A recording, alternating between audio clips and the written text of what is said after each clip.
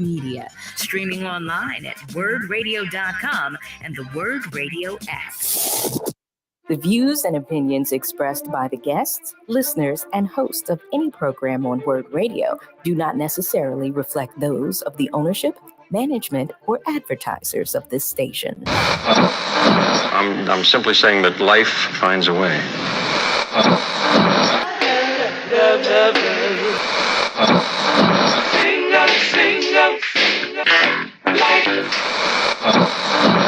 All right, people, write something on the board. Let's spell it. First letter. L O G. What's that? What? It's time.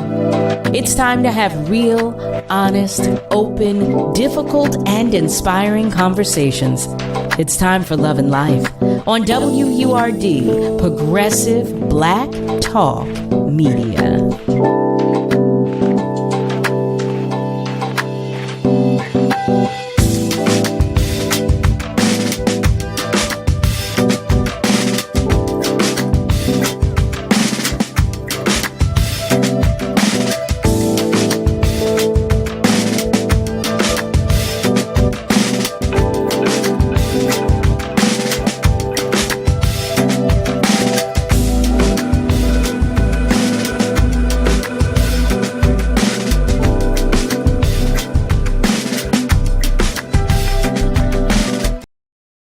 Hey there, family. Hello and welcome. Welcome to Love and Life with Carol Riddick on WURD, Progressive Black Talk Media, on air and online at wordradio.com. Happy Monday to you. I am your host, Carol Riddick, and I am joined by the one and only Miss Kayla J.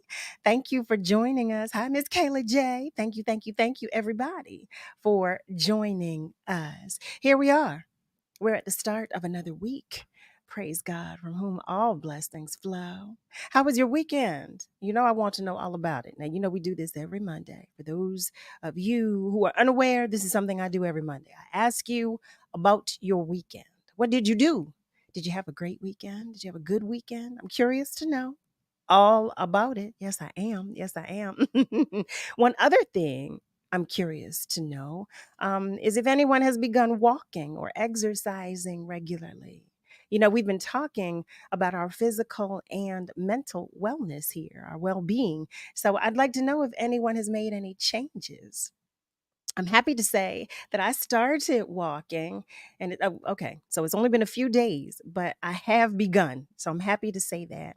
And I'm not saying that to brag. I'm saying that in hopes that it will inspire you to do so as well.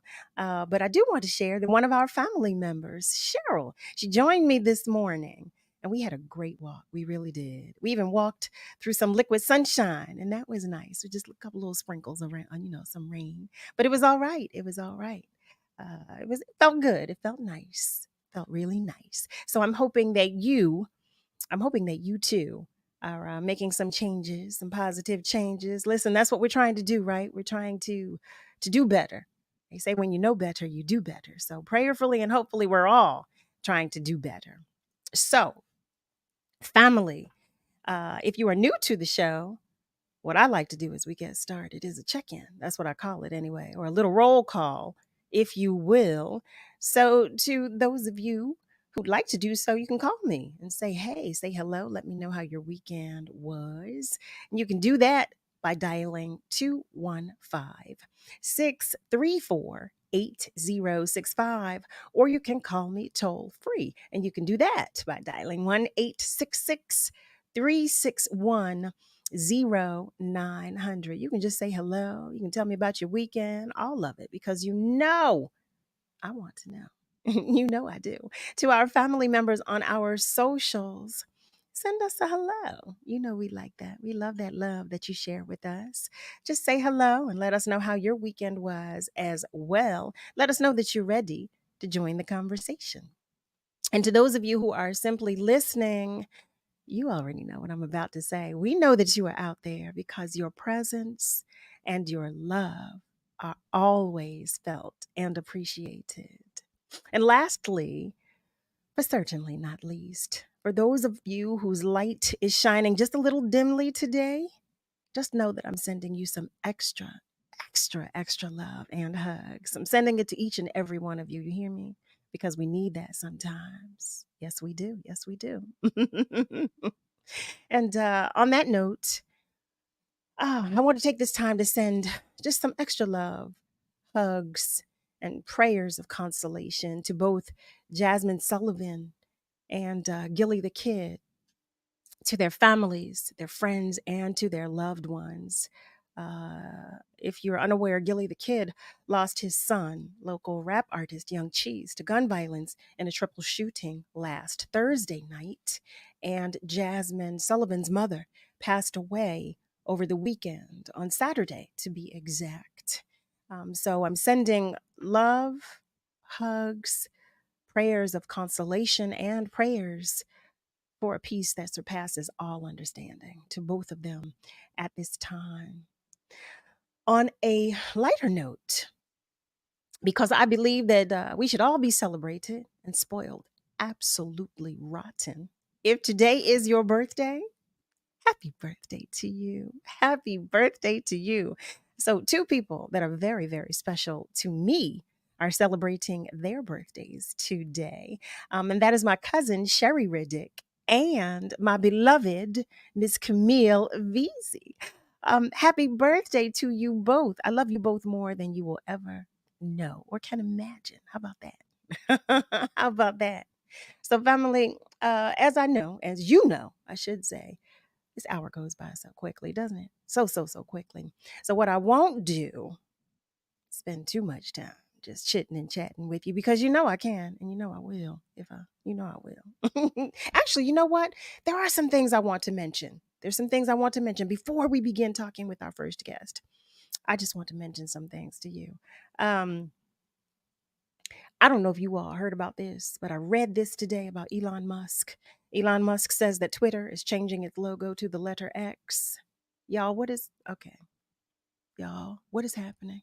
What is happening? What is going on? It reads, more changes are coming to Elon Musk's Twitter as the billionaire owner of the site announced plans to replace the company's iconic blue bird logo with the letter X. Okay. An interim new logo is expected to go live sometime. Listen. I don't even want to read the whole thing. Let me just tell you this: when I see that X, when it changes completely. Now, see, I didn't want to believe that was true when I first read it, but now that I'm seeing it everywhere, I'm believing it. And when I see that X, let me tell you, my Twitter page will be gone. Okay, just telling you that right now, just so you know. I don't want an X page. I don't want that. But I'm curious to know what you think about that. Curious to know. On another note, I don't know if you saw Jamie Foxx. It was so good to see him. He posted over the weekend. He opened up about his medical emergency for the first time. It was so good just to see him smiling and joking, and to see him talking with us. So hopefully you saw the message that he shared. Moving on to another crazy story. Crazy, okay? But I mean, it's in the news. So I want to talk about it. This headline reads, Florida will now teach students that slavery benefited Black people. I had to pause for a minute, y'all. When I read it again, I thought, this cannot be the truth. It just cannot be. It cannot be. But the article reads, under the new standards, middle school students will be taught how slaves developed skills, which in some instances could be applied for their personal benefit. Y'all, family, I don't know what's happening in 2023. But yes, I do. I don't know why I say that. I do know what's happening in 2023, but I don't like it. That's what I want to say. I don't like it. I don't like it. I don't like it. But on, again, another note, I want to know what's going on with you and what's going on in your life. We're not going to concentrate on that madness, but I had to mention it because it's in the news. It's in the news. I'm going to take this time to say hello to one of our family members that is joining us on our socials, Craig Williams. Hello, Craig. Craig shares that his weekend was a good one. He shares good evening, everyone. He exercised as he does regularly, chilled, and smoked a cigar. All right, Craig. I know that's right. Now, I don't know anything about the cigar smoking, but I can say I'm in full agreement with the chilling and exercising as you regularly do. That's a wonderful thing. I'm so glad you had a good weekend and hopefully a great start to the week as well. So, without further ado, family, what I want to share with you is that our first guest for this evening, well, let me start with this. For those of you who are unaware, on Mondays, we typically have a visit from our resident clinician, Farida Boyer. But today, we have a recommendation from Farida in her stead. We were talking last week about eating disorders, and our guest today is a Temple alumna and graduate of the University of Southern Mississippi. She specializes in systemic and relational therapy, and she's here today to continue the conversation with us about eating disorders. Family, I invite you to meet Taylor Owens. Hello. Well, hello, beautiful. Hi. How Thanks for are having me. you? I'm good. Today's been a good day. Well, praise God for that. We'll take it right. Well, we take it every day. We take it every day. But Yep. thank you that it was a good one. Got Thank that you. It was a good one. First, Taylor, I want to say just thank you for coming to share some time with us. Yeah. But thank you also for coming to share your knowledge and expertise with us. We know, listen, we know there's a lot going on. As I don't know if you heard, there's a lot going on. There's So a lot going on. we appreciate you taking time. Before we get into our conversation, I want to go to our phone lines because one of our family members is waiting to talk with us. Yeah. So just one moment, please. Are you still there by any chance? Yes, I'm here, Cal, and hello to everyone. Hi, I Ron. want to real quick to the family that is going through their metamorphosis called death. I want to just say this to them. May God be with them and keep them in his arms securely folded until we meet again, till y'all meet again at Jesus' feet. And I mean, every time you look in the mirror, the two virgins, you'll always see the resemblance of them. When you look in the mirror, you'll see them. And remember, in this life here, that's why it's so important. You walk with the lady this morning, ma'am, and you do those things like that. It's very important that we use time because we never know what the Lord has in store. But this we do know if we believe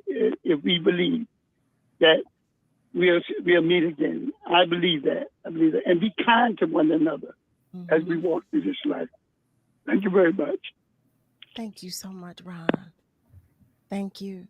Ron is a friend to the family and a friend to the show, and he always calls with positivity. And you're absolutely right. Oh, absolutely right. Thank you for sharing that love and positivity. And so, family, for those of you who have just joined us, you're tuned in to Love and Life with Carol Riddick on WURD, Progressive Black Talk Media, on air and online at wordradio.com. We are continuing the conversation today about eating disorders. I don't know if you all joined us last week, but Farida was saying, listen, now I've had some clients who had eating disorders, but you need to talk to the specialist. So she assured us that she would send us the specialist for this week, and she has done so. We are here talking with Taylor Owens, and the conversation has just begun. I will share that with you. It has just begun. So Taylor, Yeah.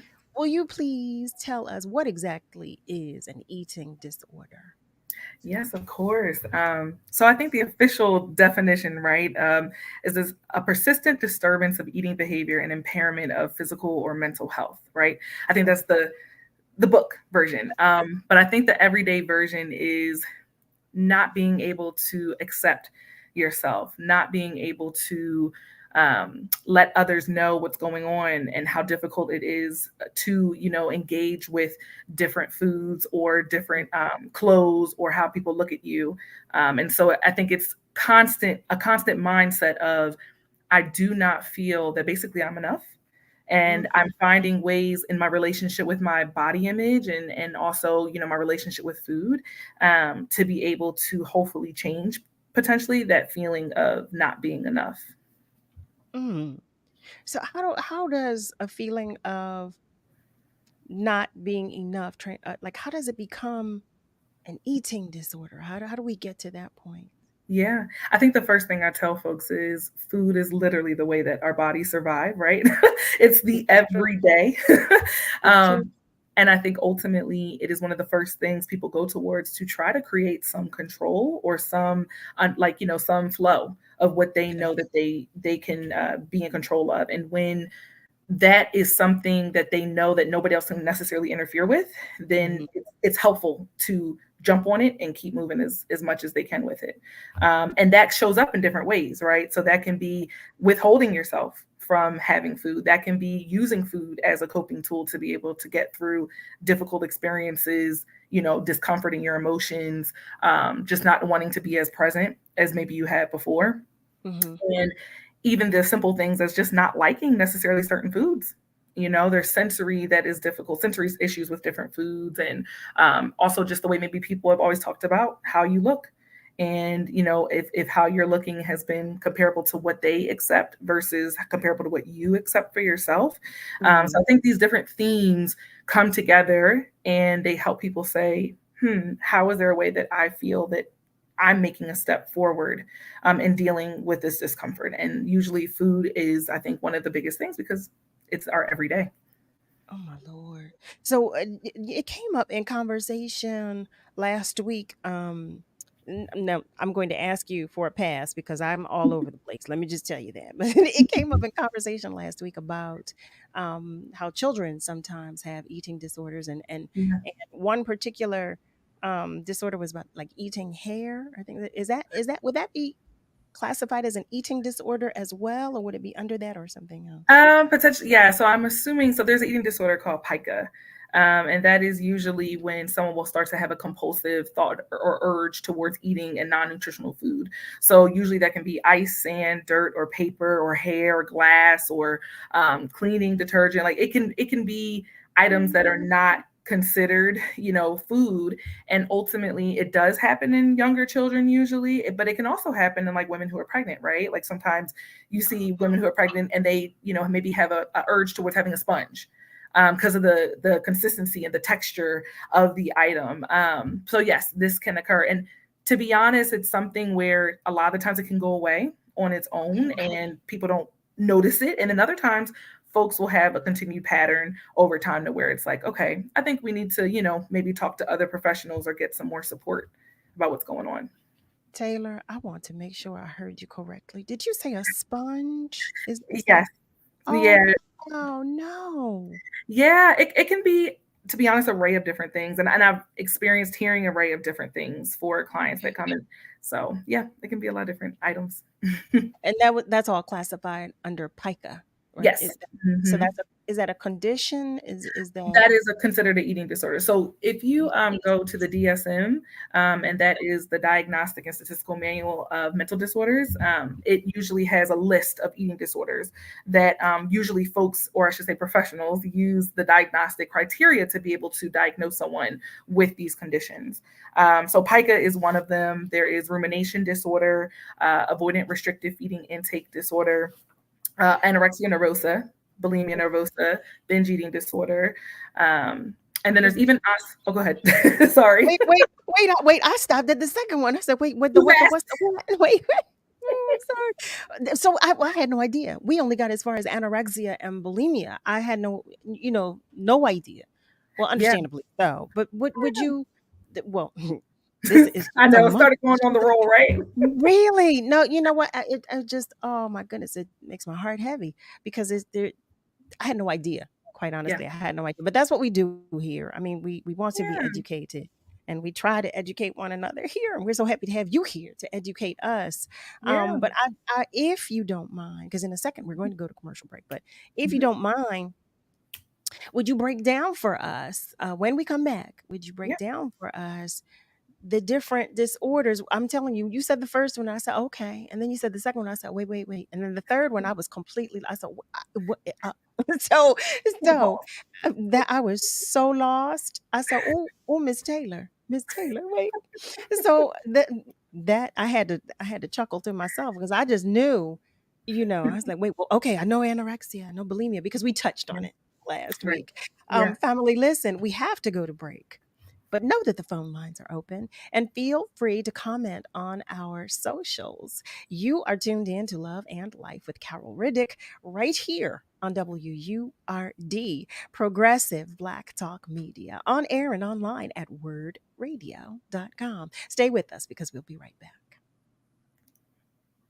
Hey, WURD listeners, Hertz has been a proud sponsor of our station for many years. Since 1946, they've been rooted in Philly, making great chips and snacks. For many of us, Hertz are the chips we grew up with, and with over 60 flavors like their classic crisp and tasty, original barbecue, and sour cream and onion, you're sure to find a bag you'll love. Whether you're going to the beach, a barbecue, or a block party this summer, grab a bag of Hertz and bring a piece of Philly with you. Hertz, the local favorite that's rooted in Philly. Hey, Word family, save the date, Friday, August 18th for the 2023 Founders Day celebration. Please join us in person for an all-day block party featuring a tribute to Walter P. Lomax Jr., MD, food, music, the presentation of the Community Impact Awards, and more. You can also stand with Word Radio. Start or renew your 4-Word membership on site. Save the date for our 2023 Founders Day celebration, Friday, August 18th. We are WURD, Progressive Black Talk Media. This is the story of a very special woman. In a matter of seconds, she turned herself into a great mathematician or an entrepreneur. Her knowledge was limitless and still is. She could also make monsters disappear, especially those that lurked in the shadows under the bed. Once, this woman put back together a teenage girl's broken heart, which had been shattered in 1,000 pieces, just by giving her a bear hug. She masqueraded as a regular person at work, but as a superhero at home. Everyone knows her as Gabriella. I still call her Mom. Your hero needs you now, and AARP is here to help. Find the care guides you need to help, complete with tips and resources at aarp.org/caregiving. A public service announcement brought to you by AARP and the Ad Council. This is your celebration.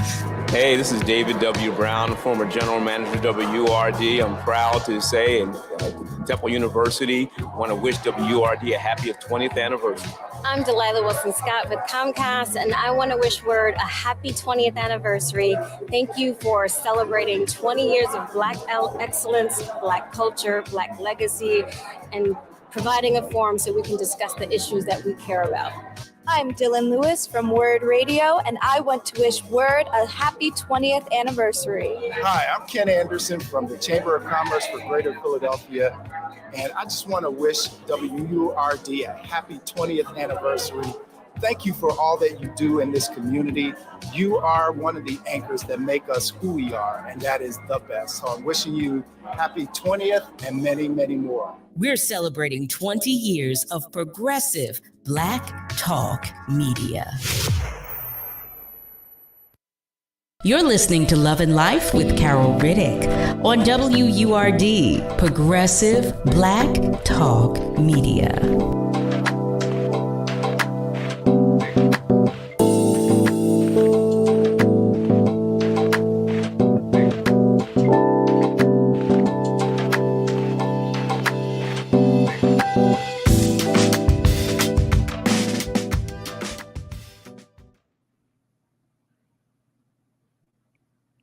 Well, hello there, family. Welcome back. You are tuned in to Love and Life with Carol Riddick on WURD, Progressive Black Talk Media, on air and online at wordradio.com. We are joined by none other than Taylor Owens, and we are continuing the conversation about eating disorders. We started the conversation last week And our resident clinician, Farida Boyer, said, you all need to talk with the specialist. So she sent Taylor to talk with us. And Taylor already. I said, wait, what now?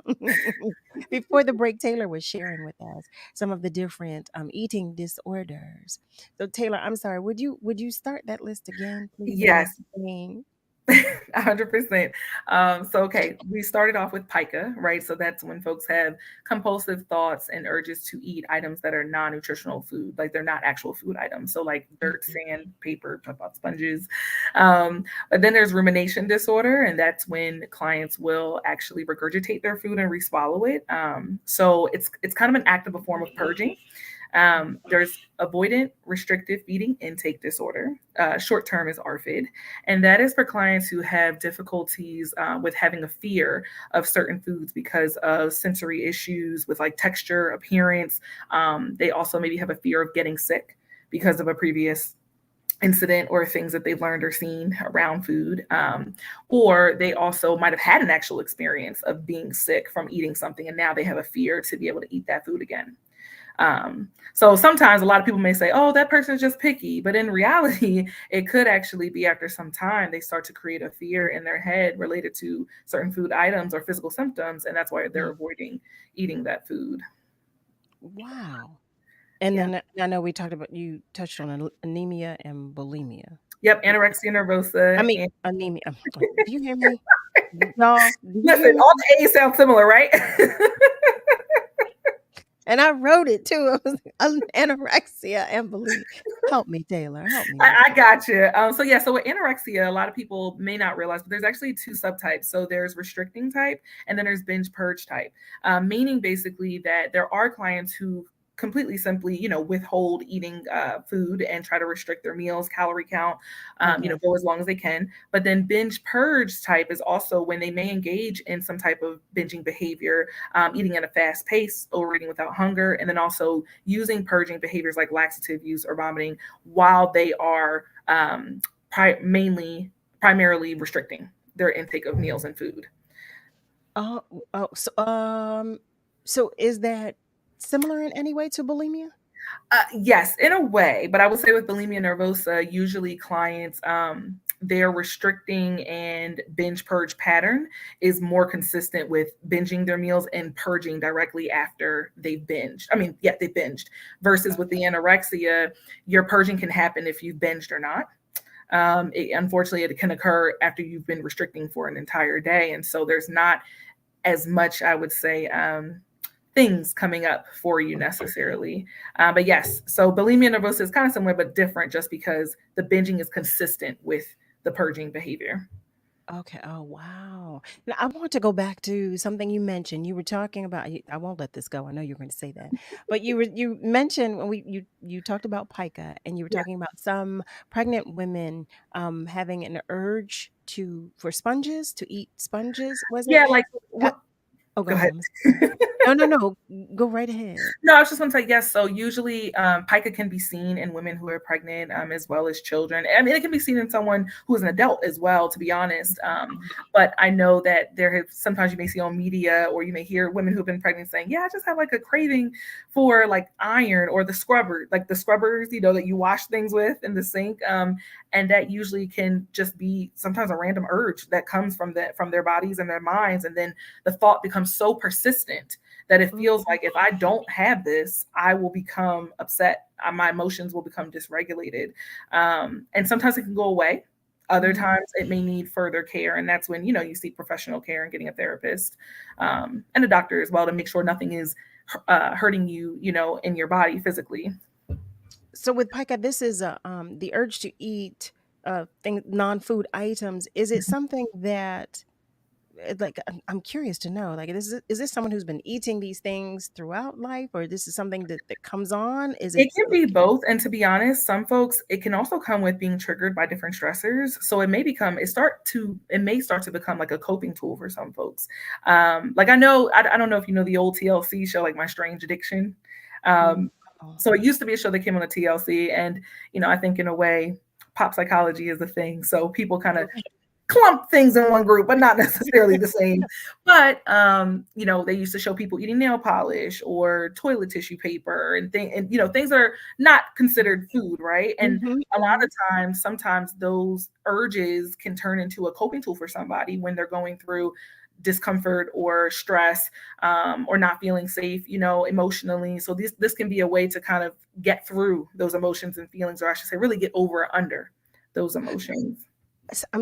So my mind is spiraling here. So I'm thinking, if a person has this particular eating disorder, I can't imagine it not turning into a physical issue.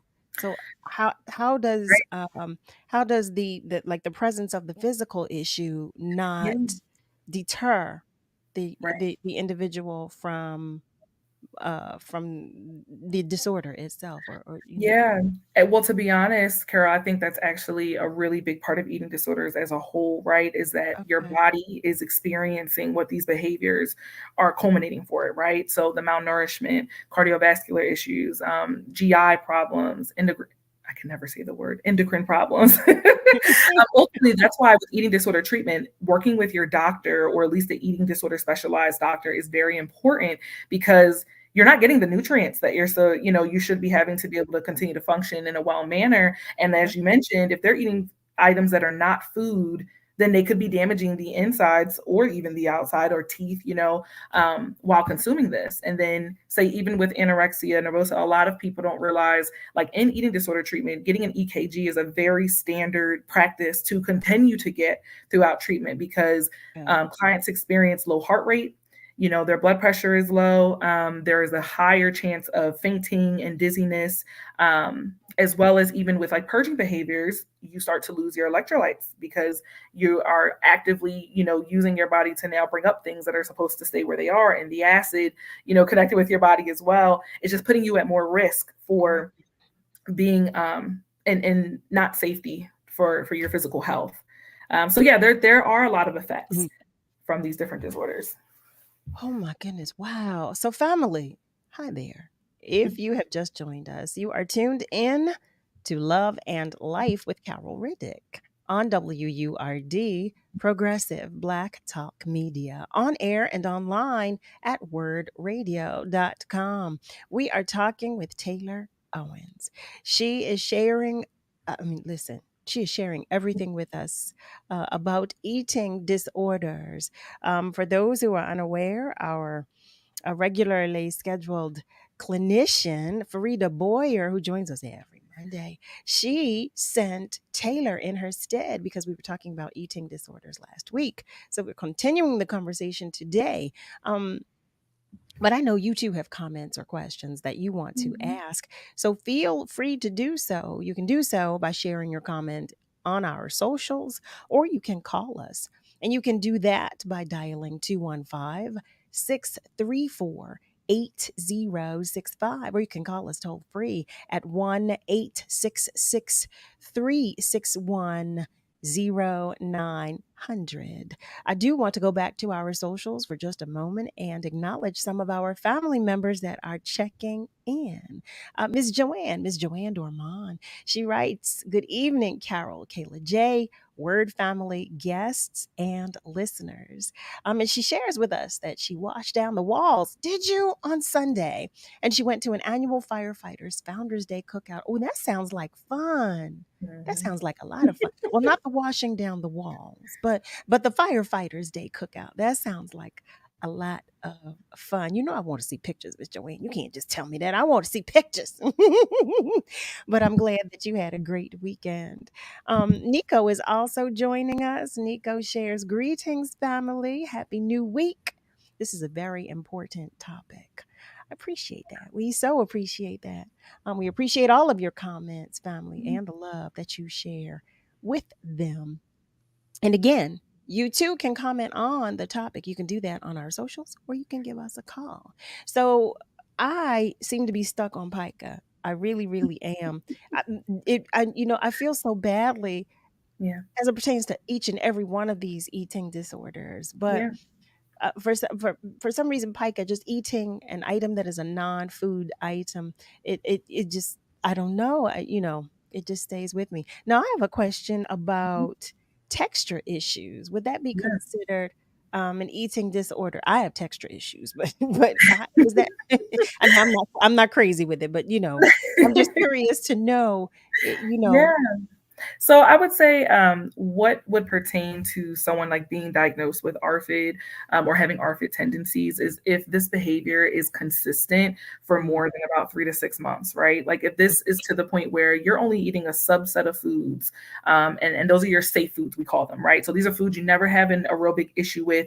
You always know you'll enjoy them. You don't have any fear or anxiety or guilt about eating them, versus a fear food would be foods, right, that don't have the safest texture, consistency, appearance, smell that you want to try. Just as much as it can also be related to, unfortunately, say you choked on a walnut and now you are almost terrified of ever trying walnuts or anything with walnuts again because you're scared that you're going to choke.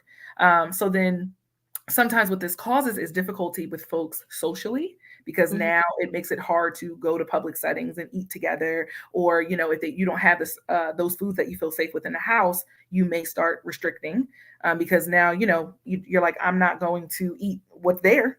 So until something is there that I do feel comfortable with, then I'm going to abstain, which then can also impact your nutrition. Or even, sometimes clients will really enjoy just having food that's made already for them because they don't have to worry about it, right? They just know it's there. Or some people are like, if it's not my mom's, spaghetti, right. I cannot eat any type of spaghetti because I don't know how it was made, what was made in it.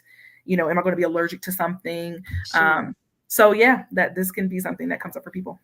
So I have so many questions, but the one other question that I have is, so what would happen to an individual physically and mentally who eats something, let's say that they wouldn't eat or would not, they wouldn't care to eat, or that pertains to their eating disorder. I'm imagining that would affect them both. No, 100%. And that's why co-occurring mental health disorders, to be honest, are, very related in the eating disorder world, in terms of, depression, OCD, anxiety, history of trauma.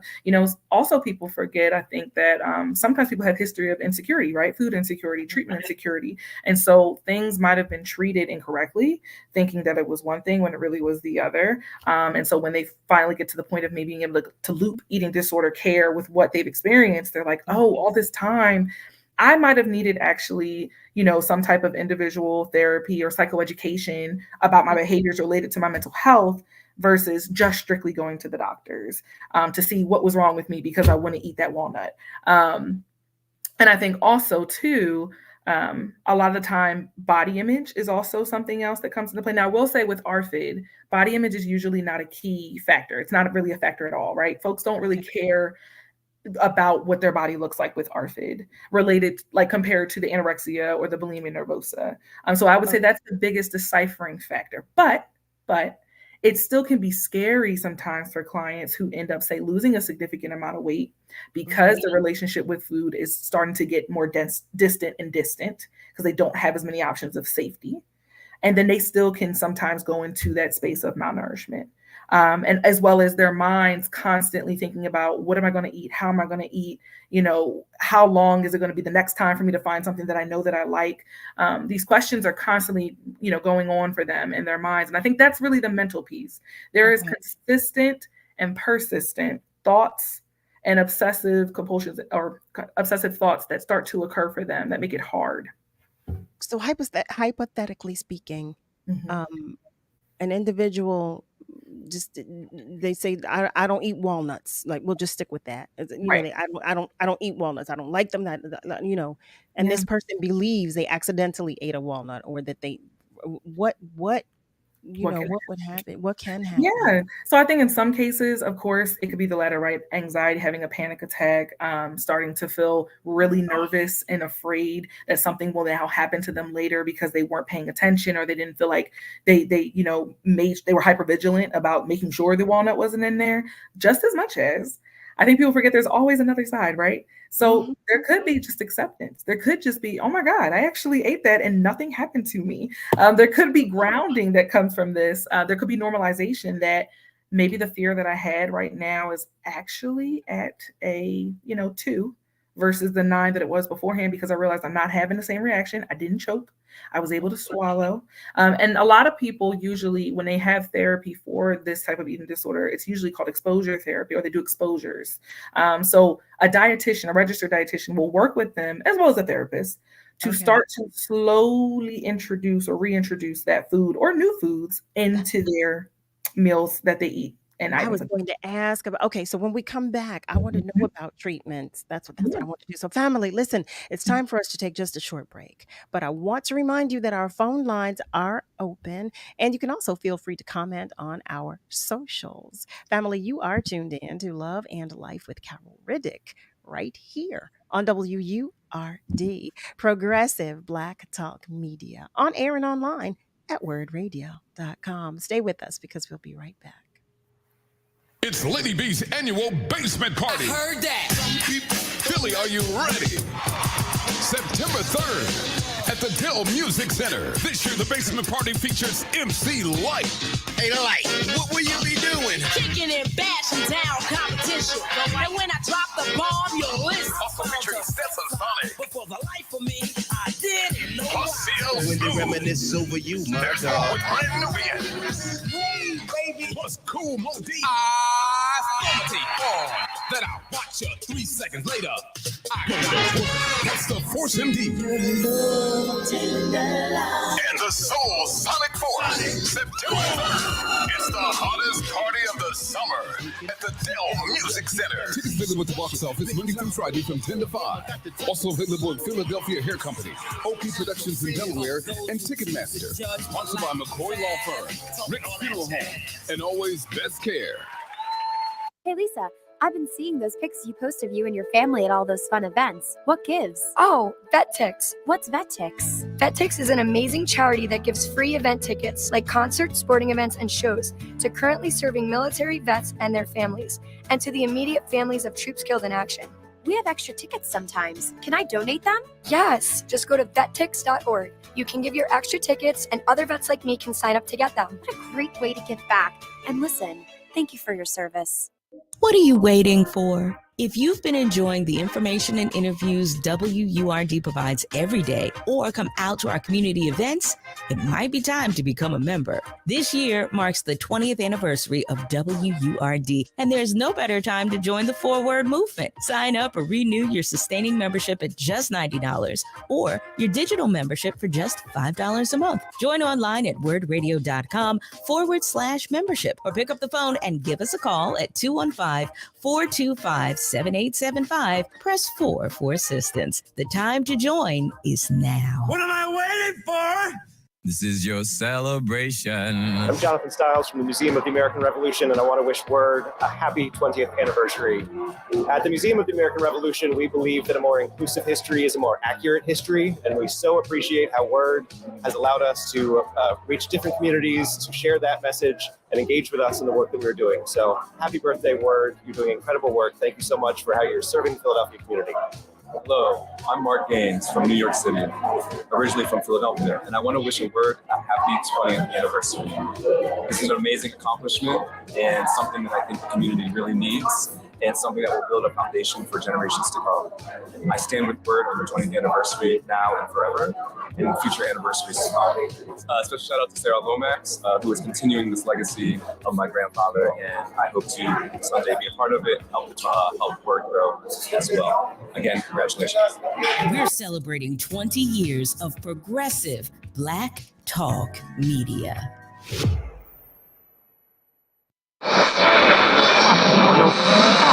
What is love? You're listening to Love and Life on WURD, Progressive Black Talk Media. I think I know what love is.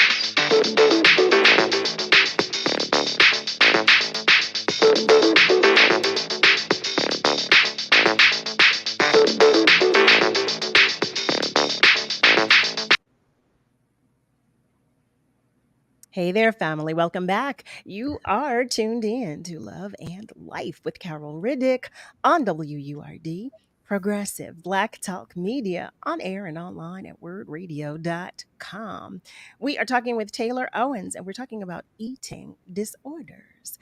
Before we continue the conversation, I just want to recognize and acknowledge that Miss Lily is ready to join the conversation as well. She's joining us on our socials and she shares. Good evening, Carol, Kayla J, special guests, and Word family. Happy Monday to you. Well, happy Monday to you too, Miss Lily, and thank you for joining us. So, Taylor, I know we have just a few moments left, but before the break, I was asking you about, well, I don't know if I could say remedies, but treatments. How about that? Yeah, for sure. And I want to tell folks all the time that, I always say finding treatment for mental health in general is like trying on shoes, right?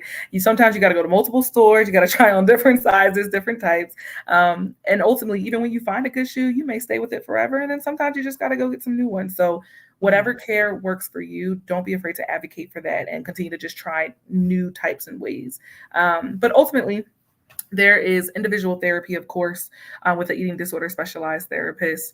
I always recommend to connect also with a registered dietitian who can be specialized in eating disorders, or maybe can just be able to give you the basic ground tools of, making some type of consistency in your intake with meals and your relationship with food. Also, if there's something where you need greater needs for the symptoms that you're experiencing, then there's higher levels of care, such as an IOP program, which is intensive outpatient. That's usually about 3 days a week. There's partial hospitalization program treatment, which is about 5 days a week for about 6 hours a day. And that includes meals, therapy, nutrition, sometimes psychiatry. And then residential treatment and inpatient, I would say, are the highest of the tier of levels of care. And that's when you're in a space where you're staying in a facility to be able to not only start your recovery with a larger wraparound team, such as medical care, in addition to the psychiatry, therapy, and nutrition. But I think also you're giving yourself a chance to rest, because sometimes a lot of people don't realize any care takes a commitment and it takes an investment, but it takes a long time for folks to believe they deserve that investment. So ultimately, I think the residential and even the inpatient gives them a chance to really just sit and say, what do I want from this? Do I believe I deserve this? How do I want this to go? And I'm also at a place where I'm not able to function in my other roles at work and family, with friends, or just in this world at this moment, the way that I know I need to show up. So let me go to this space where, I can get more of that wraparound care and get myself to a place where I can go back to functioning in those settings. So when an individual is treated for an eating disorder, is it ongoing even after, or even if there are signs of, even if an individual is getting better, is the treatment? Yeah. Okay, so Yeah, 100%.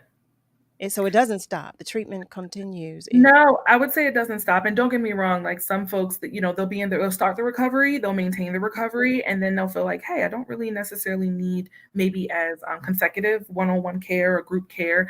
But I think it's still good to, keep healthy boundaries around you when it comes to your relationships with people, places, and things. So knowing what you need to support and knowing what is not the best for you and communicating that to others to be transparent to get the support. I think so. NEDA, which is the National Alliance of Eating Disorder Association, they're a really good organization that usually will tell you free community groups in your area, or even online groups, to be able to just check in and, talk about your recovery and how it's going. And then, of course, there's multiple programs in the area that you can connect with. Could you share that? Oh, I'm sorry. Yeah, no, you're right. Could you share that with us one more time? Sure. NEDA. So the website is www.neda. I believe it's .com and maybe .org. I have to check. But that is the National Alliance of Eating Disorder Association. Oh, wow. Yep. Oh my goodness. It's so much. You are a wealth of information. I mean, understandably so, and rightfully so. But and Farida said it last week. She said, oh no, okay, I can answer a few questions, but you definitely need to talk with Taylor. She did great starting off area of expertise. Would you say? I said she did great starting off the train. She did. I want to take a moment just to go to our socials. Nico shares that it reads, I had an eating disorder 30 plus years ago. Fear of thinking food would harm me. Your example of walnuts and restricting is the first time I've heard anyone describe what I experienced. Thank you so much. Thank you for sharing that. Yeah, I thank you. always want to say to our family members who do share, because you all know I'm transparent. I share with you all, but that doesn't mean that you know that you will. So I'm always grateful when you do the same, because I do believe that just something, anything from any of our lives can be helpful to somebody else's. Anything from our story, anything from anybody's story can always be helpful to another person's life. So thank you for that, Nico. And I'm so grateful that you have overcome, that you are Yeah. past that, because the first line reads 30 plus years ago. So Right. praise God. Thank Yeah, God for for sure. that. Thank God for that. Taylor, I just want to say thank you for joining us, and I'm hoping that you will come back to join us again sometime. Yeah. This oh my god, look, I done took all kinds of notes, none that I understand. Okay, none that I understand. But I was taking notes. I need to go back to my shorthand days. But I was taking notes, and I'm so grateful, just so grateful for all of the information that you did share. Thank No, you of for course. educating us. No, Thank thank you for having me. And I also want to say, this affects everybody, no matter what age, socioeconomic background, race, ethnicity. And I think sometimes we think people that look like us aren't a part of this conversation, but they are also very a part of this conversation and deserve care just as much. So hopefully, you all know that there's always a place for you. I love that. I love that. Nico shares God is good. Yes, let me Nico, let me show you this a little funny, just really quickly before you go, Taylor, and to you, Nico, and all of our family members that are listening and watching. I was at an event and I was talking to some gentleman I did not know, and he said something. I said, "God is good." He said, "Good. God is great. Fried chicken is good." I said, "You're absolutely right." Time somebody says it, even when I say it, it gives me a little chuckle, because he was so animated when he said it, but he was so fun loving when he shared that with me. So I always share it in hopes that it will give you all a chuckle too. Just in hopes, in hopes. So one more thing though, I would ask Yeah. if you could share one more time Mhm. the abbreviation and the website. Yes. So it is www.nita. I believe it's .org, but it could be .com. Please don't quote me. I'm sorry about that. I'll put it in the chat. And that is the National Alliance of Eating Disorder Association. The National Alliance of Eating Disorder Association. Oh, Yeah. one last question before you leave us. What Yeah. if we suspect that one of our family members has an eating disorder? How do we approach that? Yeah, of course. So what I would say is reaching out to different treatment centers. So in the area, there is the Renfrew Center, which is the first eating disorder treatment center that opened up in 1985. There is Montanito, Clementine, Seeds of Hope. These are all programs that are in the general Philadelphia and Delaware County and Montgomery County area where you can call them, and then they'll be able to do a small intake assessment, and they'll be able to start to have the conversation. And sometimes they may just even have conversations with the family members to give them the language so that they can then, approach whoever their loved one is to say, hey, I think maybe this could be a chance of connection and support for you that is more detailed. And from the national website, are we able to, if for our family members who are not in the tri-state area, who are Yeah. outside of the tri-state area, would Yeah. they also be able to get that information there? Yes. So the NETA is perfect. It gives all treatment. It gives a lot of treatment resources of different areas in the country, as well as, like I said, local free community groups, so that, somebody just wants to maybe just sit and listen and be able to connect with that experience, or just even a loved one with that experience. They usually will offer those there. So NETA is the go-to place. I would say that's the first part. Yeah. Okay. Yep. And it gives you education. Like, it has tons of resources. I was going to say, it sounds like, I mean, it just has everything you might need as it pertains to eating disorders. I love that. I love that. Oh my goodness, family. Well, okay. So I've been holding Taylor hostage. I said about 2 minutes ago, thank you, thank you, thank you. But I wanted to make sure too that those of you who had a question still had a chance to do so before we let her go. Okay. And, those of you that wanted to call, but guess what? Your time is up because we have to let Miss Taylor go. But what we are going to do right now, we're going to take a break. But know that the phone lines are open. You can still say hello if you want to do so. And feel free to comment on our socials, and I will share the questions and comments and information with Miss Taylor in her absence. But get ready for our next guest because we have another fantastic guest with a very, very, very interesting and exciting story to share. So, family, you're tuned in to Love and Life with Carol Riddick right here on WURD, Progressive Black Talk Media, on air and online at wordradio.com. Stay with us because we'll be right back. Grilling season is here. Keep things sizzling all summer long with Dietz & Watson. Fire up the grill with perfectly smoked premium franks and sausages, or enjoy endless sandwich combos with fresh sliced meats and cheeses in a variety of bold flavors. There's something for everyone in the family, plus plenty of protein-packed snacks. Head to DietzandWatson.com to find a shop right near you. Dietz & Watson, it's a family thing. Premium meats and artisan cheeses since 1939. Need a minute? Take a breath and breathe in positivity. Here are words of joy and empowerment from WURD Radio. This is Valerie Harrison, Vice President for Public Affairs at Temple University. The power, purpose, and possibility of Black women are clear. While we can be very different, we share the authenticity of Maya Angelou, the community-mindedness of Ella Baker, the courage of Harriet Tubman, and the elegance and grace of Coretta Scott King. We bring our whole selves to every experience. Remember who you are. You are a light in darkness. You are the best of what it means to be human. I'm Valerie Harrison. This joy and empowerment vignette was brought to you by Comcast. Talking to your kids about the dangers of vaping can be hard. Getting them to listen to hot gossip is easy. So here's some drama you could share with your kid. Dude, did you hear about Cassie and Jake? No, but did you hear that vaping can cause irreversible lung damage and nicotine affects brain development? Nuh-uh. You don't need to gossip if you want to have an open conversation about vaping. So if you want to get tips on when and how to talk to your kids, visit talkaboutvaping.org. Brought to you by the American Lung Association and the Ad Council. This is your celebration. I'm Nehemiah Cotton from Babashi Transition to Hope, and I want to wish WURD a happy 20th anniversary. We thank you for all of your help, your support to Babashi. You've meant the world to us. You've been a great partner to many more. I'm Sabrina Tate from Babashi Transition to Hope, and I want to wish WURD a happy 20th anniversary. Thanks for so many years of allowing people to have a voice who have been muted for decades. Happy anniversary. I'm Rochelle Rogers, Pico, and I want to wish WURD a happy 20th anniversary. Thank you, WURD, for uplifting the Black community and sharing our stories. We're celebrating 20 years of progressive Black Talk Media.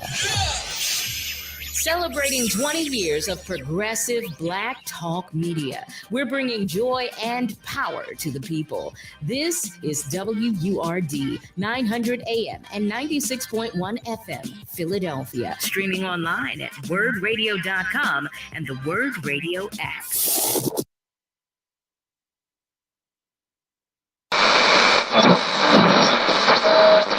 Let me tell you something, and don't you ever forget it.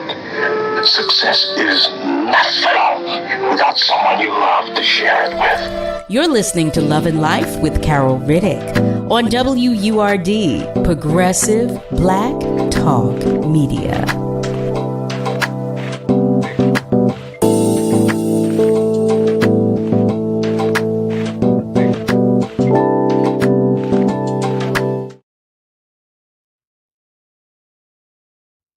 Family, hello there, and welcome back. Welcome to the top of the second hour of Love and Life with Carol Riddick, right here on WURD, Progressive Black Talk Media, on air and online at wordradio.com.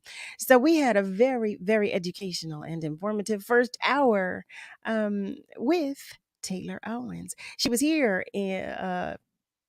actually Farida Boyer, who normally visits with us on Mondays, our resident clinician.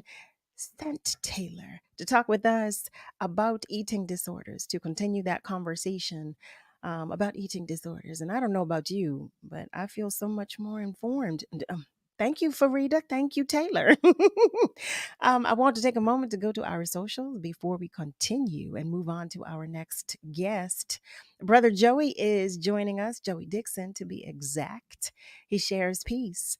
Word family, stay cool. One love and jazz to you. Joey, you are right about that. Okay. The heat, listen. Okay. Summer is having a cookout and we are the meat. Timothy Robinson is joining us. Hey, Tim.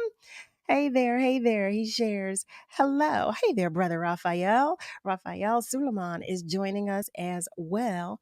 And he shares, good evening.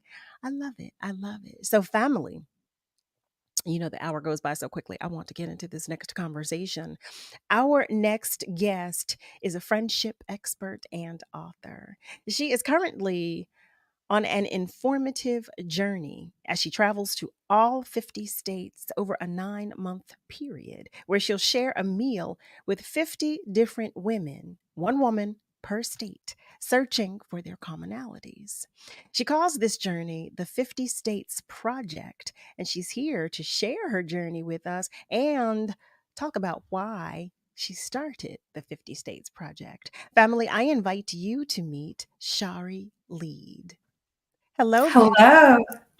Hello. I've been listening to you. I mentioned in chat, I've been listening to you all day on Spotify. You're now on my playlist so that as I travel through the US, I'll hear your voice.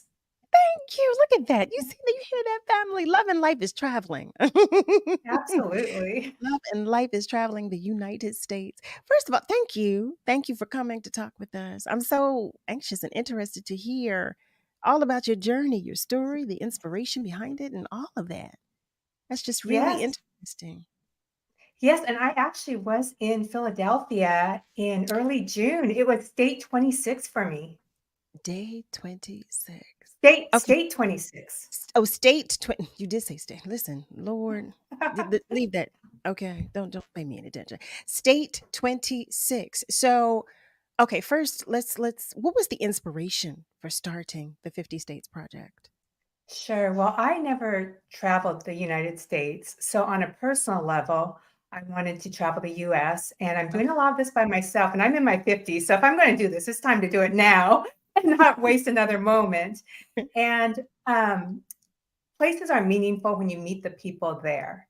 And so I thought, well, what would make this more meaningful than meeting a stranger or someone I've had very little to no contact with in the last 35 to 40 years and share a meal with her? And on a bigger level, I've been really saddened by watching happened over the last several years. I've seen it in my own friend groups where we've started to look at each other and looked at how are we different? And we had to do it during the pandemic, of course, as far as figuring out who we felt safe with physically. And we had these little physical bubbles of safety, but we also started to do it mentally and emotionally. And we start to look at one another and say, oh, well, we probably can't be friends because we either look this way, we believe this way, we are on this different education levels, economic levels, whatever it was. And I thought that was really sad. So my goal is to meet with these women and look for what connects us. What do we have in common? And I believe that when we focus on what we have in common, and we can find something common with everybody that we meet, no matter what we look like, what our educational level is, what political party we vote for. When we focus on that instead, we can at least plant the seeds of friendship with everyone we meet. That's my goal, at least. Oh my goodness. 50 states. I mean, so now you said, okay, this is what I'm going to do. This is out of everything there was to do. This you said, yeah, this is it. This is it. So okay, so go right ahead. I'm sorry. I was about to say, how has it been going thus far? It's been absolutely life-changing. So I mentioned that Philadelphia, Pennsylvania was early June, and it was State 26. I just came back from Wyoming yesterday, which was State 35 for me. I had never been to Wyoming before. Wow. But it's been life changing. I feel changes in myself as I go along. Okay. Uh, I could give you an example. I could give you examples, but it's been life changing, and it's been life changing with the way I see our country and the way I connect with the women I meet as well. Mhm. It's become a lot more heart centered. When in the beginning, I think it was a lot more head centered, where I was actively trying to look for, okay, how can I connect, Right. and really actively doing that. Where now I feel it in my heart when I meet people. So let me ask you this. Where were you born and raised? So I was born in Seoul, South Korea. I was orphaned, adopted, and I happened to be adopted by Japanese American parents. They were a generation, there was a generation between us. So they were the same age as my friend's grandparents. And they were interned during World War II because of their Japanese background.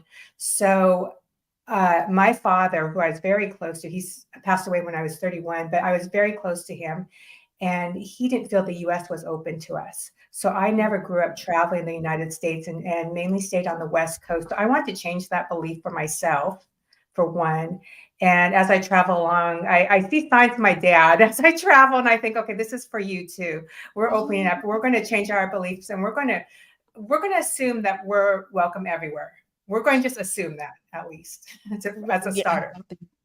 Let me ask you this, and please, just please forgive my ignorance, because I want to know for purposes of clarity and education, so Mhm. that I know better. So Yeah. you were born in Seoul, Korea. So does that, Mhm. I won't assume, I want to know, does that mean that you are Korean? It does, and I was orphaned, so I was left with no identifying information, no birth date, no Right. birth name. But I did my 23andMe, so I do know Okay, if I'm Korean. I love it. I love it. So I was going to ask you, Yeah. because when you stated that you were raised by Japanese parents, there's a difference in culture, right? A slight difference. Mhm. So Oh, that was my there first is. thought. Is there a Yes, big there is. difference? Okay. I later learned that they don't like each other very much, as a historically. That's what. So it's not very common. And during this journey, I actually sat down with the first other Korean adoptee that I've ever sat down and shared a meal with. And that was in Michigan. I had never sat down with someone else that had a similar background story as myself. Oh my But you goodness. asked also where I was raised. I was raised in inner city Seattle, which the woman I met in Philly was also. And the area we were raised in, the zip code 98118, it still may be, but at one point when we were growing up, it was considered the most diverse zip code in the US. So Oh we wow. had this fortune, in a sense, of being raised amongst a lot of people of, well, different minority races, at least. It was still, when her grandparents purchased the home, and when my father purchased the home, they still had racial covenants in the Seattle area. That's kind of what centralized a lot of the minority groups to that area. That was a good thing. That's actually a good thing. So, how did you identify the women with whom you would meet in the individual states? So the first at 27, I was able to get on my own. For instance, the woman in Indiana does my website design, but I've never met her in person. There are other people like yourself who may have interviewed me before, but I never met in person. The woman in Philadelphia, she and I grew up 2 doors away from each other, and we played with each other until maybe age 5 daily. And then between age 5 and now, both in our 50s, we probably spent until that time in Philly, maybe 24 hours total together over the years. Oh So wow. this was such a great time to be able to sit down and talk about how we experienced our neighborhood, what we Mhm. thought of one another. She's a Black American woman, and obviously Asian American woman, and how we saw each other and our families as kids, and Right. how we see looking back at that now. OMG. Okay, and I'm curious to know from this conversation, what did you all get? What did the two of you get? Especially because, I mean, that had to be the most interesting of all of the conversations, because you knew each other when you were younger Yeah. as well. Yeah, I'm and we guessing connected here. we connected so, and she's one of the only ones that I'm meeting with in this whole project that I had that connection as a child with at some level, especially since we did see each other so often from ages, basically 1 to 5. We learned to ride Right. tricycles together. And when she walked into that restaurant, we met in Phoenixville. When she walked into that restaurant, we just looked at each other and hugged. And when I left, she said, you know, Sherry, her name's Dee Dee, by the way. I told her to watch. So hopefully she has 2 little kids. So I don't know if she's busy. But she, you know, when I left, she said, you know, you're not friends, Sherry, you're family. And it felt like that. And it's, you know, part of that growing up on the same street, having those same experiences, being able to talk about her grandparents who raised her, my parents who were the same age, and understanding the different cultures they came from, but how we bounced around to each other's houses and how she tried to do my hair with the products she had and the snacks I brought her. And we just laughed at just this childhood innocence that we had, and then talked about where we went from there and who we've become since then, and how we've come to recognize who we are as women in this country. I love the innocence in what you just shared when you said the 2 of you as little girls when she was trying to do your hair with the hair products that, you know, for her hair. Listen, that alone, because as kids, I love the innocence we have as kids. I love. I oh my goodness, it hurts me that we lose a good bit of it in our adult lives, but that innocence is just so sweet. It's just so sweet. So okay, I am curious to know. You said, okay, I've got 50 states. I need to locate and identify a woman in each state. Oh yeah. So what was the criteria, or what did you know, what was So the 27, I got on my own, and it was those types of connections. And then I reached out on social media to my friends saying, hey, I'm doing this project. Who do you know in these states? Got up to 13 states I had left. Then I decided to go on to places like LinkedIn, and I decided, well, if I look for business women or somebody somehow to know that they're established in that area, because sometimes I'm flying and driving for a full day just to share a meal with somebody and flying and driving back. I'm in the Seattle area, so it's probably one of the worst areas of the U.S. to travel everywhere from. So I just needed to know that they would show up. So I wanted to make sure they were established in that area. And for those, I said all of my information, basically everything except my social security number. Oh my So goodness, I was Shari! this really, really crazy person. So my criteria you asked, my only criteria was that they communicate well with me, so that I knew they were going to show up. I didn't have anything else. And so far I have women between the ages of 20s to 60s. I was going to ask. I have every education level from high school grad all the way to graduate school. I have every economic level, every race, political belief, and religious belief, different religious beliefs so far. So it's turned out to be quite a diverse group of women. I am really curious when I'm done to find out what the demographics will be, since that wasn't necessarily I didn't plan to have a certain look to the project. OMG. Family, I hope you're hearing all of this. I hope you're getting all of this. If you have just joined us, you are tuned in to Love and Life with Carol Riddick on WURD, Progressive Black Talk Media, on air and online at wordradio.com. We are talking with Shari Lead, and she is sharing with us about the 50 States Project. Okay, this is so interesting to me. She is on a journey. She's traveling to all the 50 states. I keep saying 52 in my head. All of the 50 states over a 9-month period. And she's sharing a meal with 50 different women, one woman per state. She was here in Philadelphia in June. Get that. But she's searching for their commonalities. So listen, I know that I have questions, but I know you have questions too.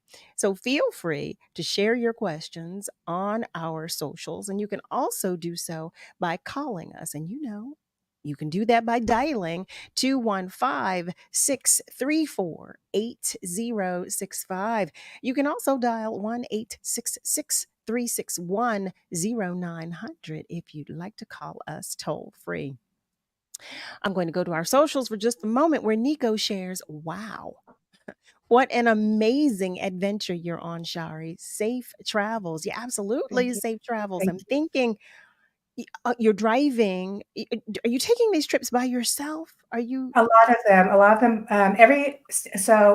my husband decided to go on 5 of the states with me. He picked 5 Okay. states, but 45, I'm on my own and doing a lot of driving. So I'm going to be listening to your music as I drive. But a change that happened to me, if I might share briefly. Please. I had never driven. I had never been in the South before, and I was a little nervous about going to the South because of my ideas of how I would be welcomed in the South with my face. And I love the South. Let me just say everything. It's been so welcoming. I love that Southern hospitality. But there was something really interesting about the South where you don't hear in Seattle. You don't hear people talk about God and family as much as they do in the South. And you realize, oh, that's a part of the culture. It's just natural as an icebreaker for someone from the South to say, what church do you go to make that connection? You don't hear that in Seattle. It's just like in New York, people say, how much do you pay for rent? And I was raised in a very strict religious environment. So I rebelled against that as I got older. And I used to be, when somebody said they went to an organized religious church, I would stand back. And I got better as I grew up and realized that's a different experience than mine. But still, I had some angst. And going to the South and meeting all these beautiful women of every race talk about, just in conversation, their families and God and their church families. Well, as I was driving, because I was driving so much, I noticed that as I was passing the state signs, I heard myself say, oh, thank you, God, for getting me safely through that state. And I thought, wait, where did that come from? I've never done that in my life. So there are things that are changing inside of me that I wasn't planning on. But it's from meeting all these different people and listening to them and understanding their culture, because I'm sitting down and talking to them and getting rid of my whatever preconceived beliefs I have. I love it. I love it. I love it. Things that you did not anticipate. So you shared with us, your husband chose a few states to visit with you. I'm now curious to know, because I just assumed that you were not married. How did the conversation go with your husband when you were sharing with him about the 50 States project? It's so funny because I've been asked that before and I don't remember much of a conversation. I think maybe I've been married long enough that when I come up with an idea, he's probably used to just kind of going, okay, well, can I show up somewhere? Oh my goodness. Well, I love that. I'll tell you this. I do love that you said, I don't even remember the conversation. So that means he was supportive from from the get-go, from the onset. When you first said, okay, babe, honey, or what have you, I want to, this is what I want to do. This is the idea I have. So it feels good to know that he was supportive. How about that? Yeah. So we're grateful for that. We are grateful for that. I do want to take a moment to go to our socials to acknowledge some of our family members who are joining us. Miss Lily, who's been in the room, she shares kudos to you, Sister Shari. She also shares that her goal is to visit each continent before she leaves this world. I love that. Oh, Miss Lily, yes, I love that. Michael Upshaw. Hey, Michael. Michael is joining us as well, and he writes, "Good evening, all." So Shari, I'm curious to know. You said, okay, I went down south. I went to Wyoming. When you were deciding to go to these places and you were curating, you were saying, did you say, okay, I want to meet with a woman of in this age bracket when I go here, or of this background when I go here? Is that how it was? That a part of No. your process, or? No, not at all. Not at all. In fact, I was surprised when the woman I met in Texas was still in her 20s. I didn't think I had any 20-year-olds in my project. And the oldest woman I've met, and she actually wasn't a woman that I was designed to meet at the place, but I meet all these other people on my journey as well. This woman was 94 years old. And the lesson I learned from her was that, of course, most of her friends are younger than her. And she lives in Arizona on this hill. And I guess they call it hiking. I call it walking, but she says people hike, they call it hiking in Arizona. And I guess it's so hot over there. It is a hike when you walk. How about but she started inviting people into her house for coffee. And so at her age, she is still making friends. And that made me think maybe that's the secret to staying young, is to continue to make friends. You know, we always think, oh, you get so old, that's great, but you're losing everyone and you're alone. No, maybe the secret is if you can live long enough, that means you can make more friends. And I thought about that when I went to Texas and met the woman and found out she was only in her 20s, and she was so lovely and so smart and had so much ambition. I thought I need to stop discounting the younger generation and start opening my ears, because there's so much we can learn from them too. We're not just teachers, we're also students. Absolutely. Absolutely. We definitely are. Wow, Shari. OMG. Family, listen, if you've just joined us, you're tuned in to Love and Life with Carol Riddick right here on WURD, Progressive Black Talk Media, on air and online at wordradio.com. We have to take just a short break, but I want to remind you that our phone lines are open and you still have time to talk with us. You still have time to ask Shari a question if you'd like to do so, or even comment about her journey, about what she shared thus far about her journey. And feel free to continue to comment on our socials, because we love it when you do that. We sure do. But in the meantime, like I said, we're going to take just a short break. But stay with us, because we will be right back. Why is WURD important to the community? It's important that there's someone from the community that's authentically talking about the problems and all the steps that need to be taken to get to a better place. And it gives them a platform and an opportunity to share their expertise and love of the culture. And it's critically important that people have an opportunity to speak, and it's even more important that people have an opportunity to be heard. WURD is the community and of the community. WURD serves as the voice for the community. It gives a sense of connectedness among people who aren't necessarily in front of each other physically, but they feel and connect with each other over the air. I'm so glad they're coming to Mantua. It's in the name. WURD is the word. WURD gets the word out to the community. WURD connects the community. WURD empowers the community. WURD embraces the community. We are 20 years strong, giving voice to the community, and without the community, there will be no WURD. We are one and the same, and it is not a game. WURD. Pollution from trucks is a public health crisis. Diesel-burning trucks belch dangerous levels of pollution, and communities living near ports and along freight corridors breathe especially high levels of this dirty air. But this crisis has a solution. My name is Sasan Sadat, and I work for Earth Justice.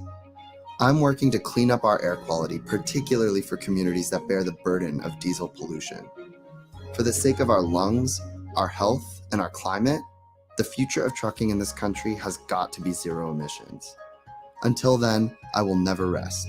Earth Justice is a national legal nonprofit defending the environment and people's health. Earth Justice is fighting to save lives, protect our climate, and strengthen our economy through the shift to zero emissions. If clean air matters to you, visit us at earthjustice.org. Earth Justice, because the earth needs a good lawyer. Did you know Henry Ossawa Tanner, the first internationally known African-American painter, lived and studied right here in Philadelphia? As the first Black student admitted to the prestigious Pennsylvania Academy of the Fine Arts, Tanner broke barriers with his innovative moving paintings and influenced generations of artists around the world. To find out more about the efforts to preserve his legacy and North Philadelphia childhood home, visit thetannerhouse.org, a message from the Friends of the Tanner House. This is your celebration. Tom Brubaker from Pico. I want to wish WURD a warm 20th anniversary. Pico counts on WURD as a partner, and we're proud to support WURD in the community.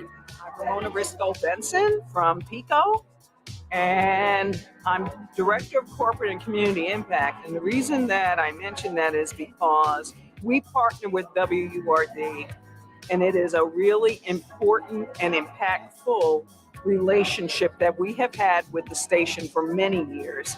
And I want to shout out to Sarah, the team at WURD, the Lomax family, and I want to wish the station a happy 20th anniversary, and I hope to be here saying that again in 40 years. We're celebrating 20 years of progressive Black Talk Media. You're listening to Love and Life with Carol Riddick on WURD, Progressive Black Talk Media.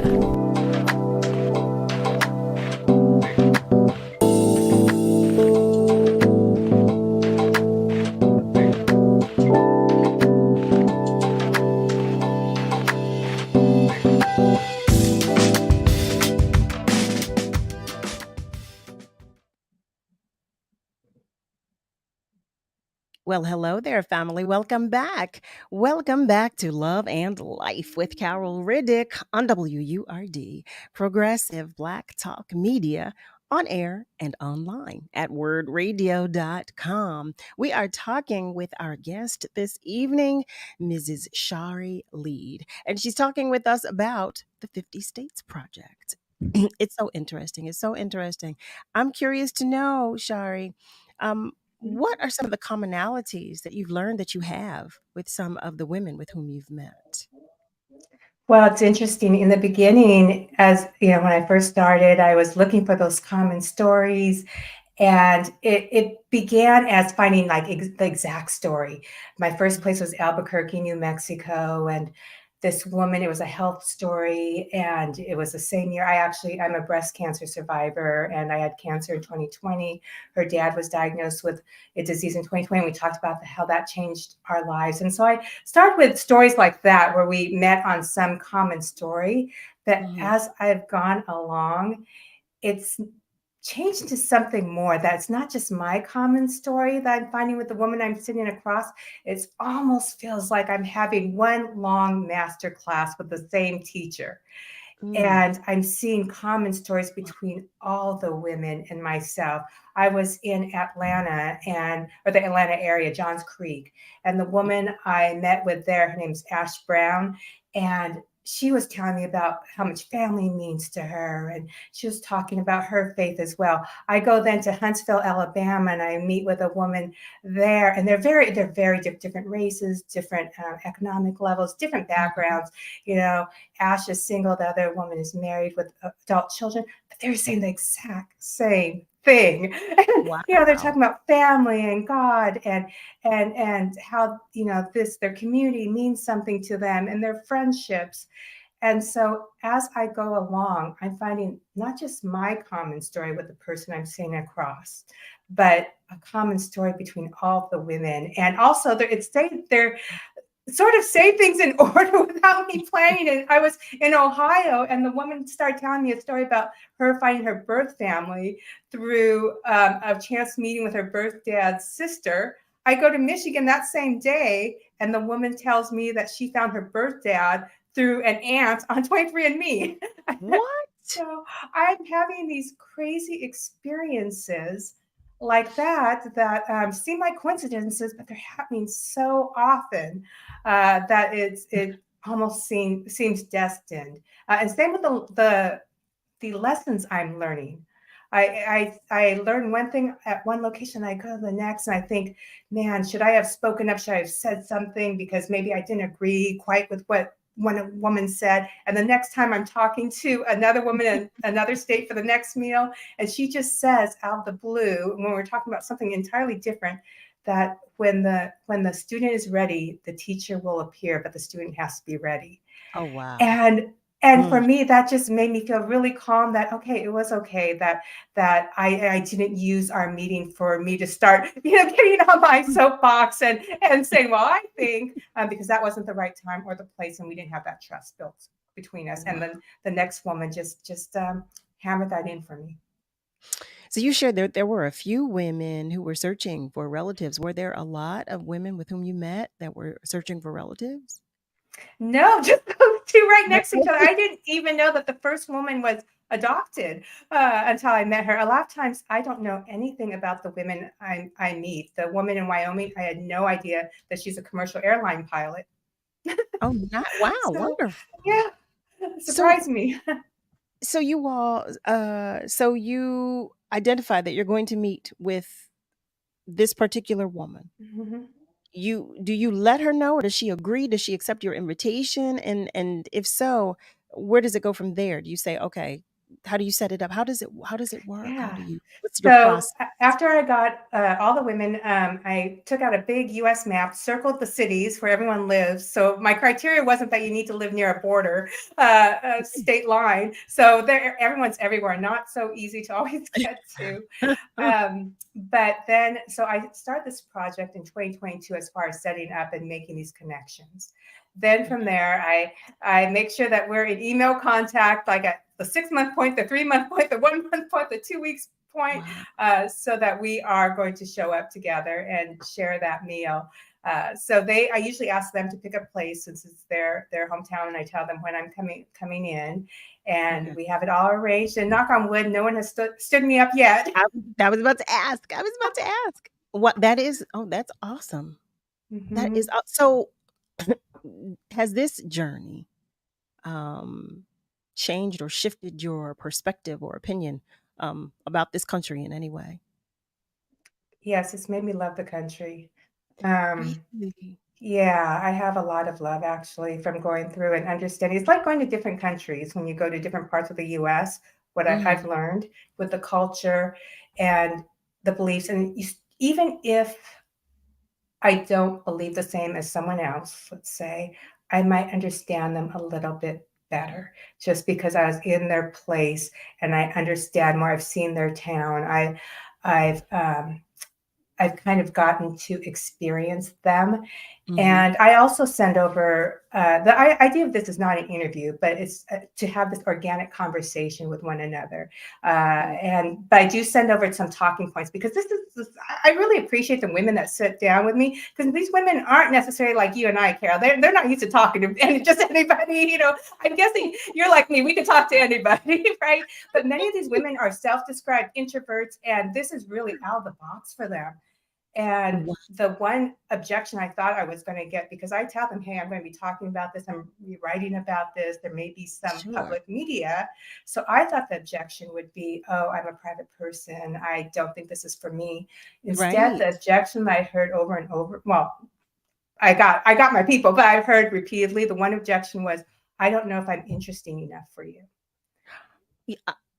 Well, yeah, I say that about myself. I can that was relate to so, that.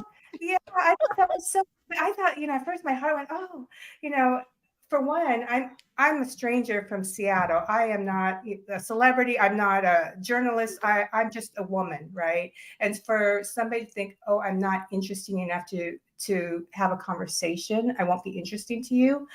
To me, that was sad. And I gotta tell you that there has not been one person that has not been interesting and who has not taught me something. You know what? Oh my goodness, Shari, you saying that I can identify and relate with you saying that. I mean, I always say I'm not interesting. I'm just silly, a silly big kid. But when I'm talking with potential guests, they oftentimes say, I really am not you have no idea, I'm really not interesting. But I truly do believe, like I said earlier, everybody, something from everybody's story could possibly be influential or instrumental in a change to someone else's life. You just never know. You just never know. And I always say, family, y'all know, I always say communication is key. It is key. I love it when we talk with one another. I love that. I really, really, really do love that. And I love learning about one another. It's always interesting to me. It's of interest to me. Family, for those of you who have just joined us, I want to make you aware that you are tuned in to Love and Life with Carol Riddick on WURD, Progressive Black Talk Media, on air and online at wordradio.com. We are talking with our guest, SHARI LEAD. She is a friendship expert and author. I love that, a friendship expert and author. She is currently on an informative journey, as I was sharing earlier, as she travels to all 50 states over a 9-month period. How about that? And she's sharing a meal with 50 different women, one woman per state, searching for their commonalities. So, Shari, have you gone to anyone's home, or do you all meet at a restaurant or like a park, or what do you do? Typically, it's a restaurant, but I have gone to a few homes, and that's been interesting. I make sure that there's a connection there first before I just show up at somebody's home. I still remember when I would tell my kids when they were younger, don't just meet somebody on the internet. Shari's going to say, Shari, we're going to have to pray over you because you. And it's really interesting though. So I have gone to a few homes and seen the way people live and their environment, which has been so interesting, especially when their environment matches their personality. And I've learned that I need to do that at my house a little bit better too.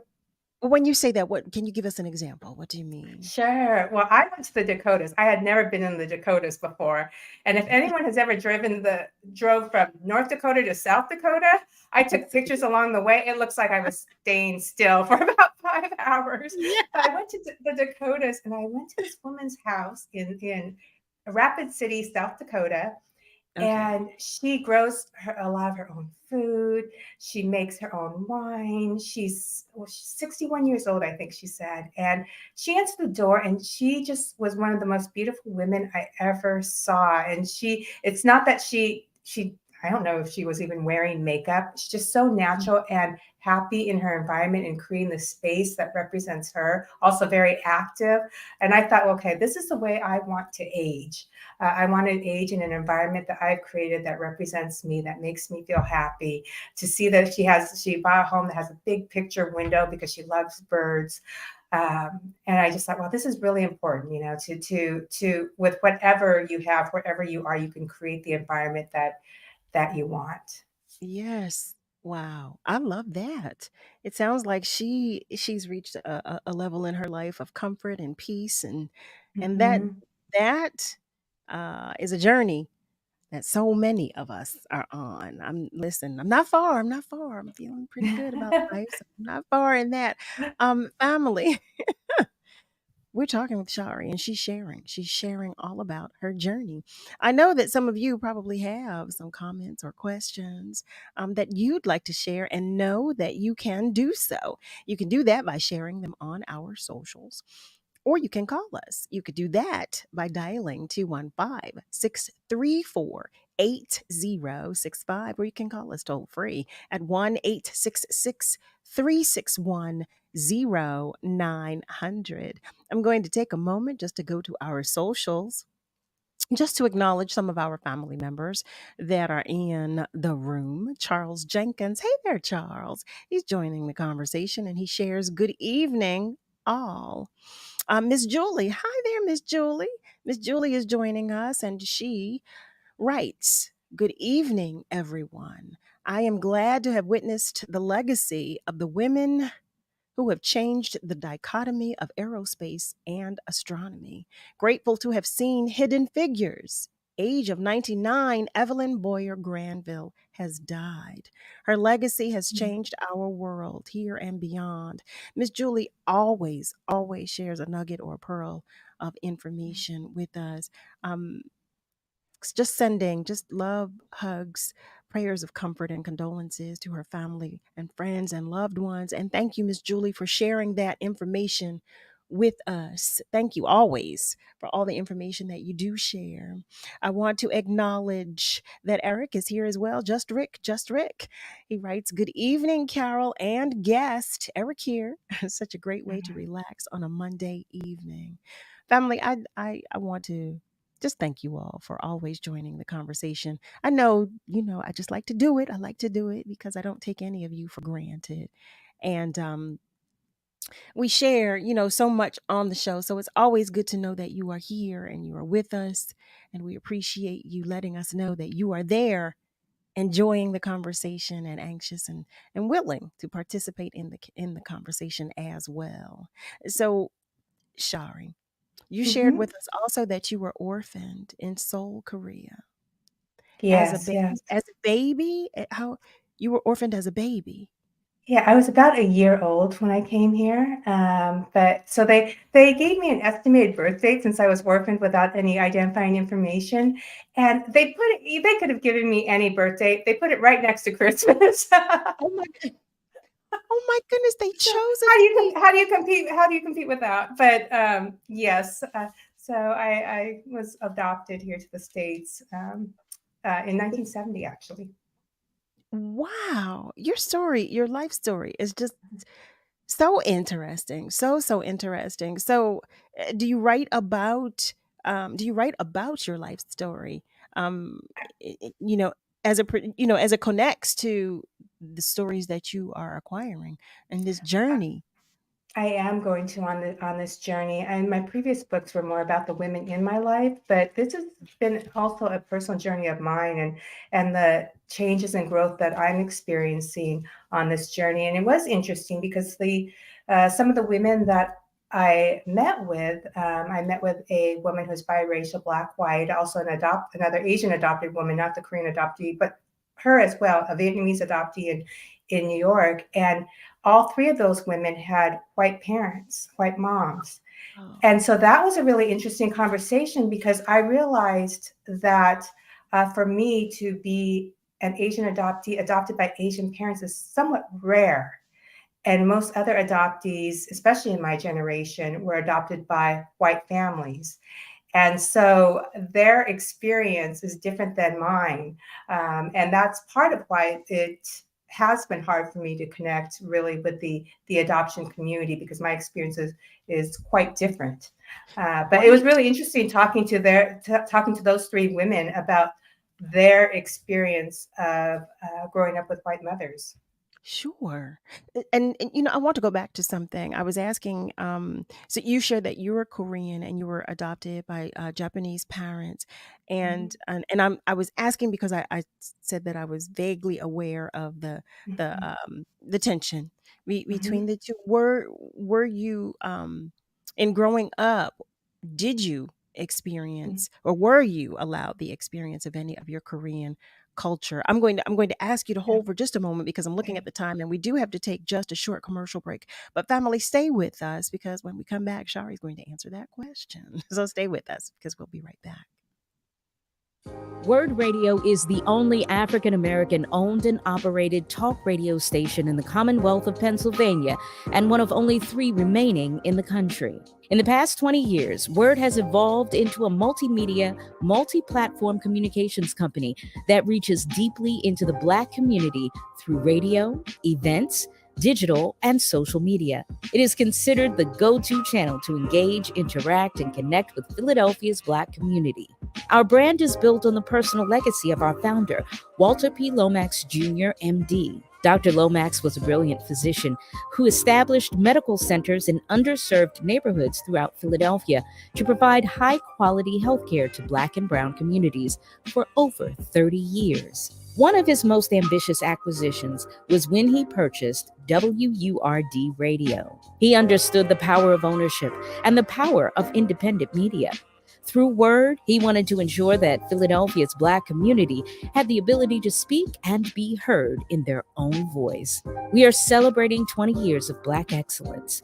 We are celebrating 20 years of progressive Black talk media. This vignette was brought to you by Comcast, United Way, and Bank of America. Let's face it, life looks a little different. During these times, we're doing our best to keep our minds and bodies strong. And getting a flu shot helps us stay healthy, so we don't miss out on what matters, like having game night at home.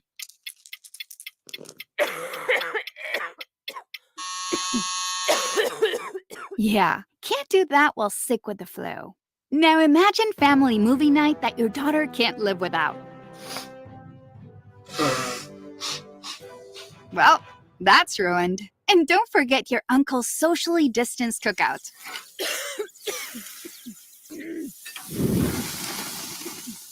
See, that's why it's important to be at our strongest. Every year, millions of people in the U.S. get the flu. Especially now, no one has time to miss out on moments that matter. So get your flu shot. Find out more at getmyflushot.org.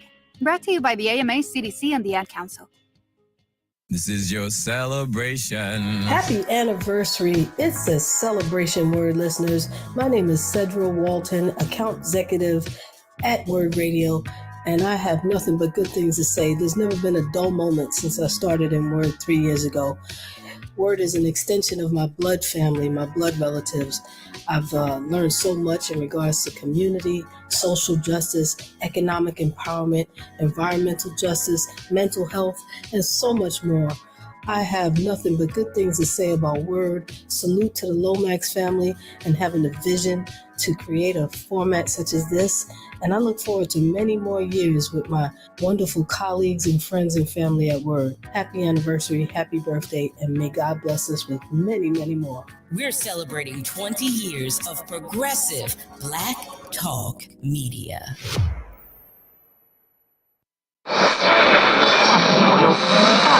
What is love? You're listening to Love and Life on WURD, Progressive Black Talk Media. I think I know what love is.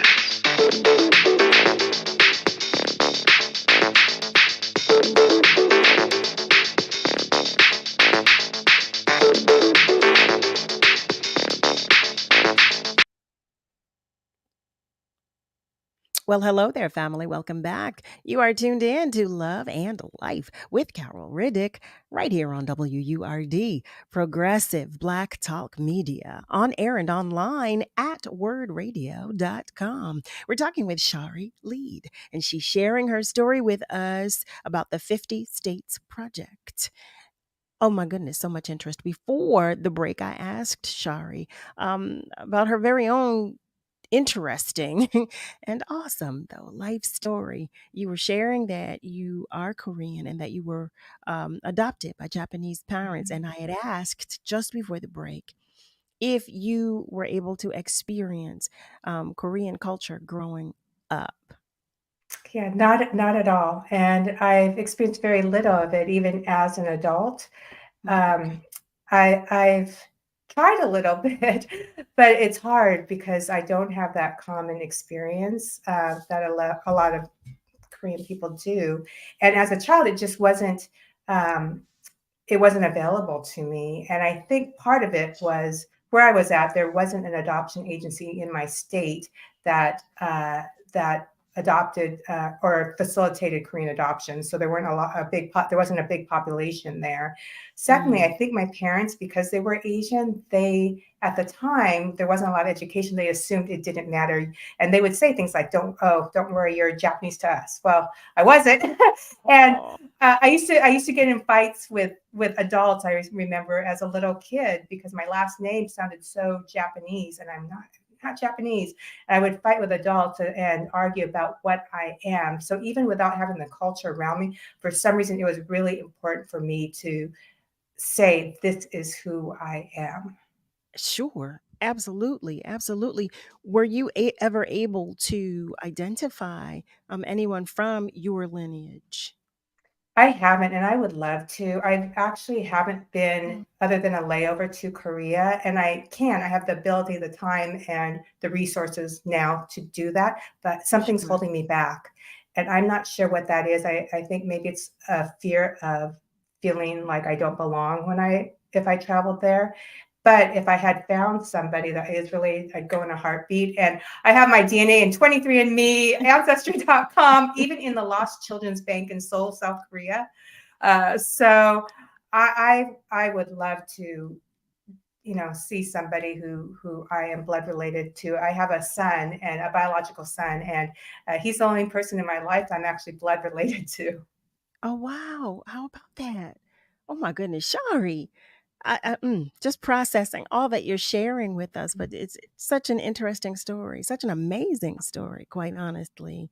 Well, I will pray for you that you do find some more family members with whom you share a bloodline, because And I that they're know that's sane. important to you. Yeah, how about that? How about that? How about that? Because I know that that is important to you, but I'm also going to pray for you going into people's homes now, Shari. Yeah, I'm going to pray for I you. know a little bit about them before I walk in, but yes. But I think that the story itself is wonderful. So are you putting together a book about the 50 States Project? Is the book in the Yes, works? it It is. is, and hopefully it'll Okay. be out fall of 2024. But I am writing as I go along too.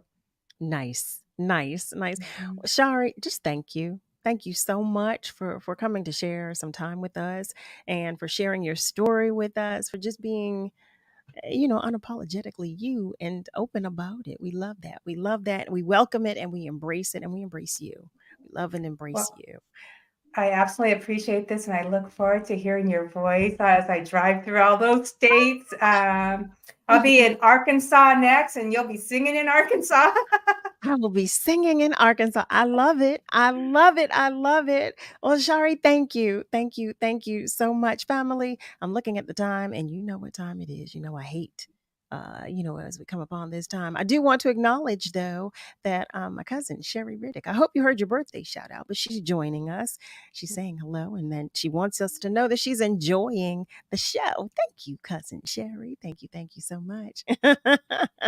Family, as we say goodbye to Shari, I just want to say, to God be the glory. Just to God be the glory. As we wrap up tonight's episode, I extend my utmost gratitude to each and every single one of you. You know that I do. Just as you continue to support love and life, thank you to all of our callers. Ron called us this evening. Thank you, Ron, for calling and just sharing love. Thank you to those of you who contributed to the conversation on our socials. I want to send some extra love, hug, and prayers of condolences to both Jasmine Sullivan and her family.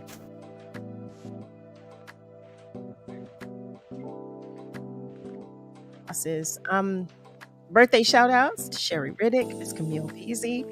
Special thanks to our guests, Taylor Owens and Shari Lead, for sharing their time, their energy, their attention, their knowledge, and their attention with us, and their love as well.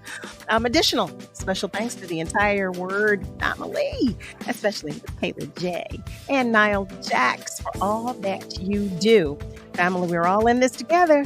So be good to you, but also be good to those around you. Have a great night. Have a great rest of your night, I should say. And be sure to join me Monday through Thursday, 7 till 9 p.m. for another edition of Love and Life right here on WURD, Progressive Black Talk Media.